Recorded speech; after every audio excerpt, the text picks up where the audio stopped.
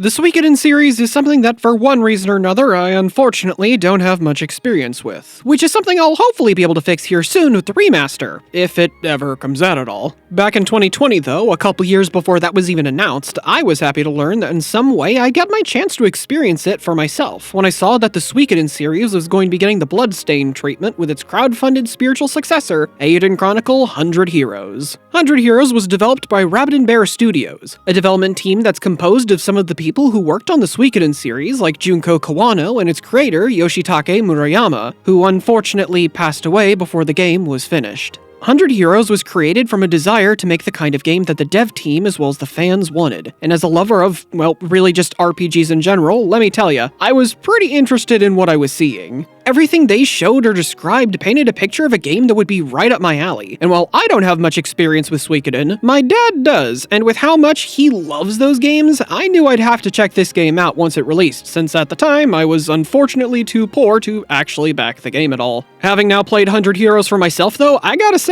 I had a pretty great time with it. It's not perfect by any means, I definitely have my fair share of issues with it, but what the game did right more than made up for those. So join me while I explain to you in a lot more detail exactly why I love Eiyuden Chronicle Hundred Heroes. Taking place in the continent of Alran, our story primarily stars Noah, a new member of the Eltis Weiss Watch, with them being a small military group that works for Grum County's Countess Periel, whose other current members are its Captain Gar, a swordsman from the East Reach named Mio, and Leanne, who has seniority over Noah by 2 days and is very proud of it. Noah's first day on the job has him being part of a joint operation with the Galdean Empire's Sane Kessling, our second protagonist and his second in command, Hildy, with the goal being to hopefully find and retrieve a primal lens and a rune barrows for research purposes, with primal lenses being incredibly rare and powerful magical artifacts. Half a year after this though, Galdea's current Dukes, Aldrich, launches a successful scheme to justify war with Grum County for unknown reasons. Due to how outmatched Grum's military was though, he was unfortunately successful in taking it for himself. But at Periel's request, Noah, with the help of his friends at the Watch and others, forms a rebellion called the Alliance, with the goal of defeating the Dukes and eventually liberating Grum County. Now, while I am skipping over a lot of details to avoid dragging this summary out, the overall story of Hundred Heroes isn't really anything crazy at all. Noah's journey to stop the Dukes and end his growing war with the League of Nations is a fairly simple one. Honestly, I wouldn't blame anyone for wanting a plot with a bit more depth to it, but for the first entry in an ambitious indie RPG like this, I think it works. And hey, at least for me, I think the game's charm and characters do a lot to make up for that, like with Noah.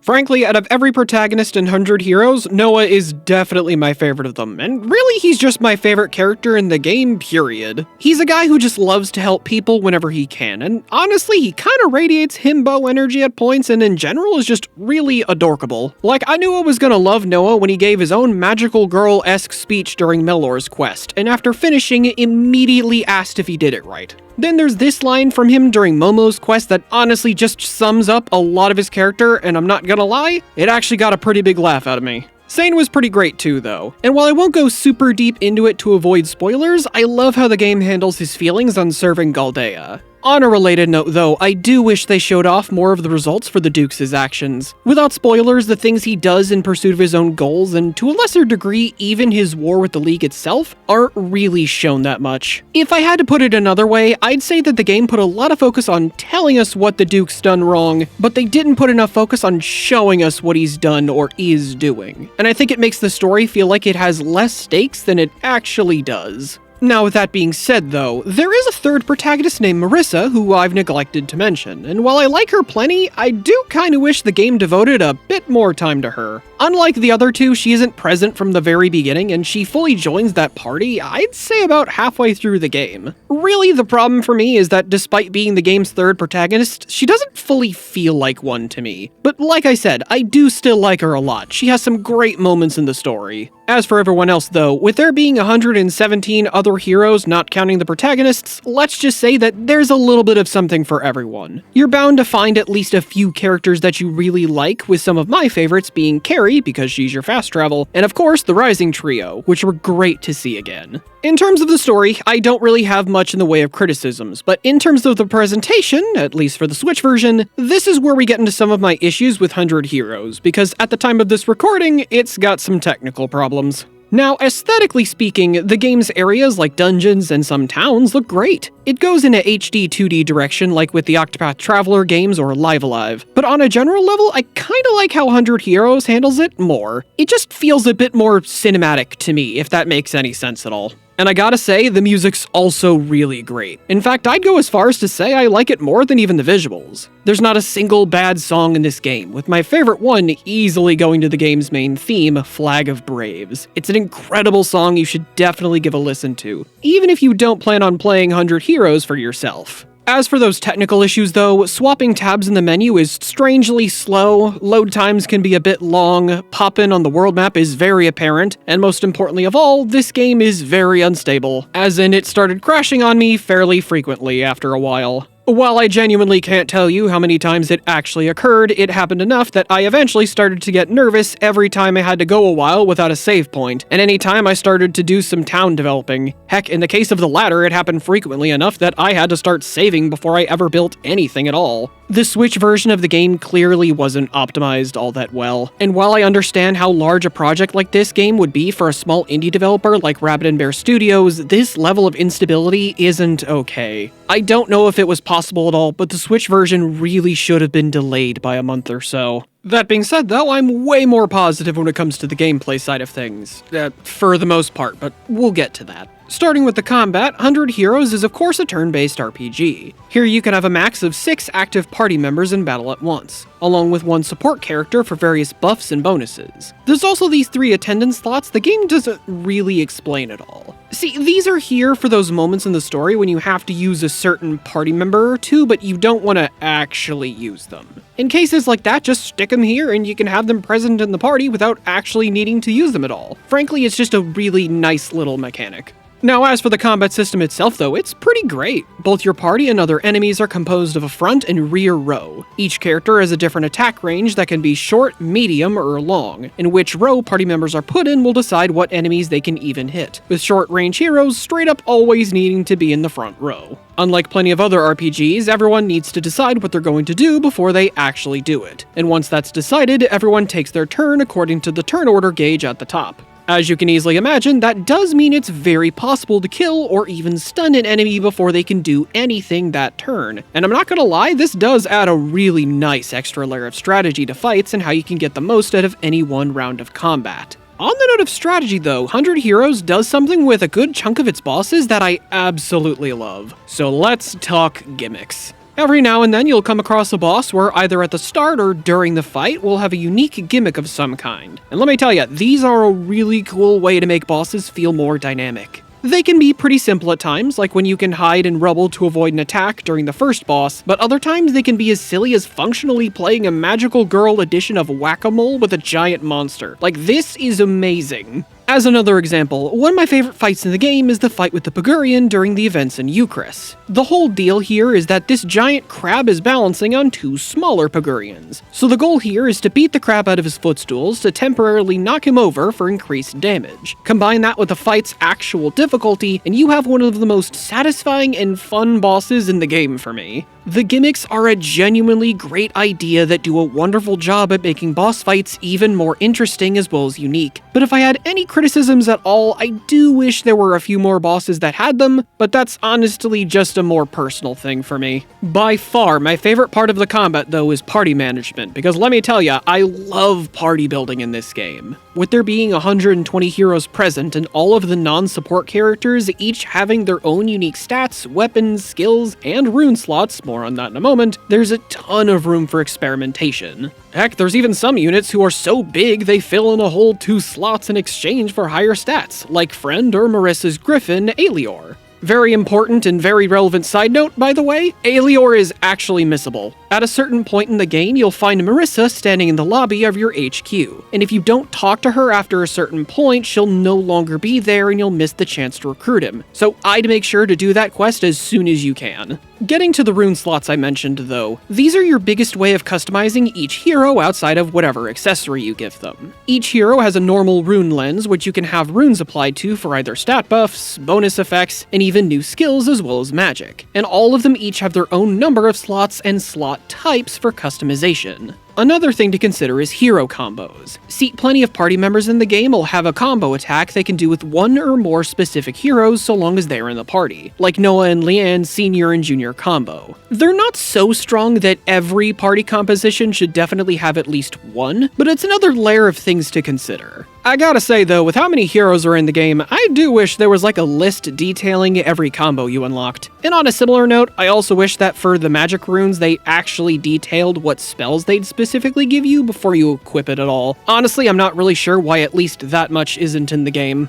Getting back on track though, while some heroes are clearly better or worse than others, like how great of a back row mage Isha is or how strangely and unfortunately weak Mio is, I love having such a wide variety of people to choose from when forming a party. And let me tell ya, I love recruiting these people just as much, if not more, than when I'm making teams with them. A large chunk of heroes you'll get just by going through the story, but most of them are entirely optional to recruit. Now, actually doing that can be as simple as just talking to them, or even as complex as going through an entirely new dungeon like with CJ. Finding new heroes will require you to go back to previous areas as well as dungeons though, and as you go through the game, even more new heroes will appear in previously visited areas. Now, as for why I love this so much, the reason is because, and this is gonna be a really weird comparison, it gives me a similar level of satisfaction as when I get one of the main collectibles in a 3D platformer. Like each character was a star or moon from a Mario game if you could send them into battle, if that makes any sense at all. For slightly different reasons, this applies to base building as well, actually. I sort of mentioned this earlier, but after a certain point in the story, Noah and Co. will set up shop in this old abandoned castle, and with it being incredibly run down, you'll be able to fix the place up by providing resources you get from the field and using auto-collected funds from the residents. Over time, you'll be able to build the town up more and more, increasing your population for more building funds, adding new shops, and even spots that auto-generate resources for you like the farm or quarry. And it all feels really great. Now that being said though, I do have a good few criticisms for 100 Heroes as a whole, so let's just start with the simplest one. Up until about the time you get to a dungeon called the Proving Grounds, this game is way too easy. Like, I'm not even kidding here. For the first 5 or 6 hours minimum, you can pretty much leave the combat system on auto and be absolutely fine outside of maybe bosses. Relevant side note, by the way, the game does have a battle plan menu that allows you to customize how characters will act when in auto, but honestly, I never found it necessary to mess with at all.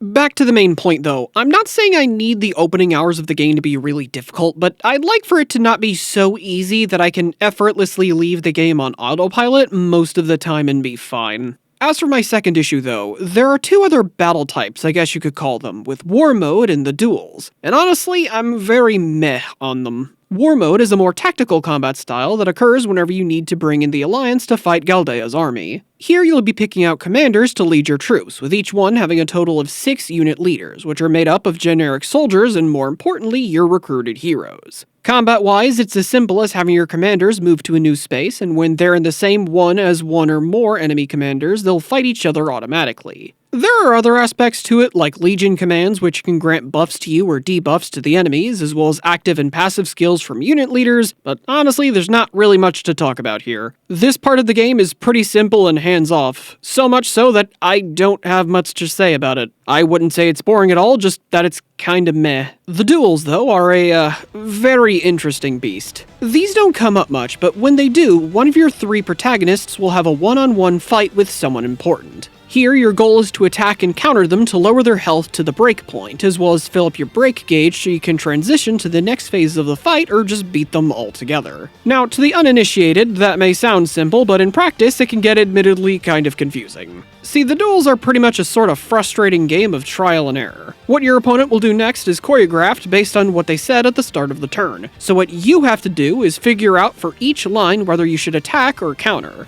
If I'm being honest though, from my experience, it's not always immediately clear if what you chose was the right option, and while I won't show this to avoid spoilers, in one case very late into the game, there was a duel where the opponent used a lot of the same lines for their second phase, but what you need to pick for them changes. This is why I'm so meh with these. The duels are an annoying game of trial and error where you're probably gonna end up losing a duel a few times before you actually beat them. My biggest issue with the game, though, is easily with getting every hero for the true ending. Now, with that being said, a vast majority of the heroes honestly aren't hard to recruit at all from my experience. The few that can or will give you trouble, though, can be kinda annoying at best and obnoxious as well as tedious at worst. There are 4 that come to mind, but in the case with Clark and Hogan's recruitment quests, those at least have tricks to make them less time-consuming or annoying. So to avoid dragging out the video, I guess I'll give them a pass. Even if I am still baffled by how the devs handled Clark's quest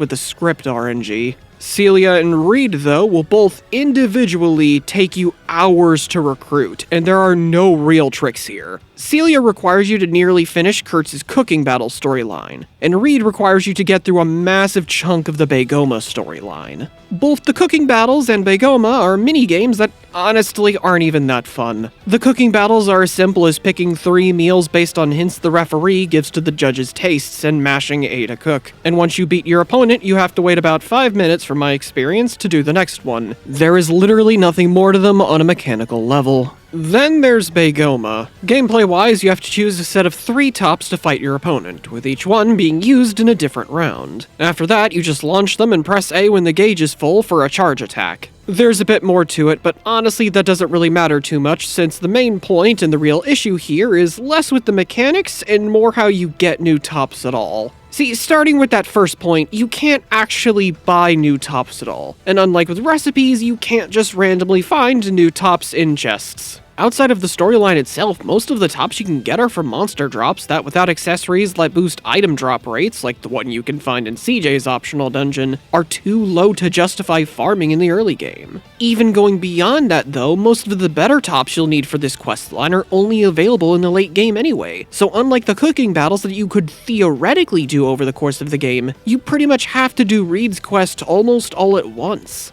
I did this quest during the late game with about the best tops I feasibly could have had at that point, and this quest still took me about 2 hours counting cutscenes, thanks partly to padding with you needing to periodically fight a certain number of random NPCs in Baygoma to continue the story. Look, I love this game. Its combat, recruiting heroes, base building, and its characters, all of that is really good and even great for me. But forcing people to play through multiple hours of minigames just to get the true ending is obnoxious, especially when said minigames aren't even that fun.